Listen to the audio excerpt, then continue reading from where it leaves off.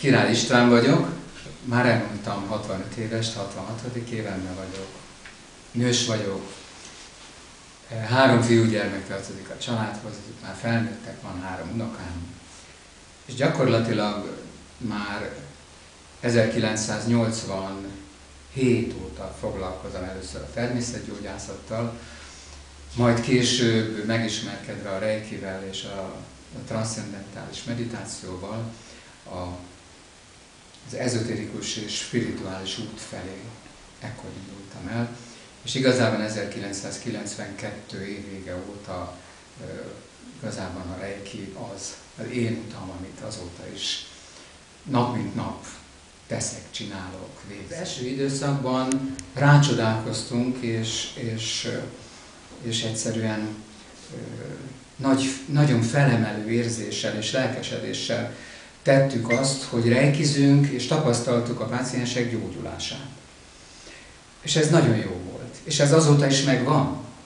Amiben változott a helyzet, és amiben változott az én tanfolyamomnak is a súlypontja, az az, hogy azt tapasztaltuk, hogy a reikizők a reikizés során létrejövő változásokat azzal, ahogy viszonyulnak a reikizett pácienshez, a segítséget kérőhöz, nagyon sok mindent elrontanak.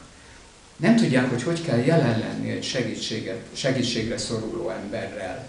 Hogyan kell értő figyelemmel beszélgetni vele. Azért nem tudják, mert önmaguk felé sem tudnak értő figyelemmel lenni. Ezért sokkal nagyobb hangsúlyt kapott az én viszonyulásom és tanításomban az, hogy önmegismerés felé vezessük az emberek. Nem csak a kezelés előtt fontos az, hogy hogyan fogadjuk a pácienst és hogyan viszonyulunk az ő hozott problémájához, amiben segítséget kér, hanem a kezelés után, a reiki kezelés után is. Hiszen a reiki kezelés közben rengeteg élménye van. Belső testi élménye, belső képi élménye, érzelmi változások jönnek létre benne, és belső tudati, gondolati változások indulnak el, amelyek akár álomképekhez hasonló élményekben is megjelenhetnek. És ezekről természetesen bennünket fog kérdezni, aki ott van. Tudunk-e hiteles, megfelelő választ adni, vagy megfelelően kapcsolódni? Vagy pedig csak saját nézeteinket tesszük a páciensre, adjuk oda, mint egy térítőleg, meghatározva, hogy mit kell neki tenni, vagy értelmezve, hogy ő mit csinál rosszul, vagy éppen jól. Ebben az iskolában még egyelőre az az első, hogy azokat képezzük, akik ilyen módon szeretnének viszonyulni. Tehát önmagunkat képezzük először, ez meg most 3 éve már, tehát önmagunkat fejlesztjük ebben, különböző módszerekkel, ebben benne van például az asztrológia, vagy az aurazóma színterápiának egy sajátos változata, amit az Bauer Gabi állít össze, de benne van egy bolyai féle ügytan is például.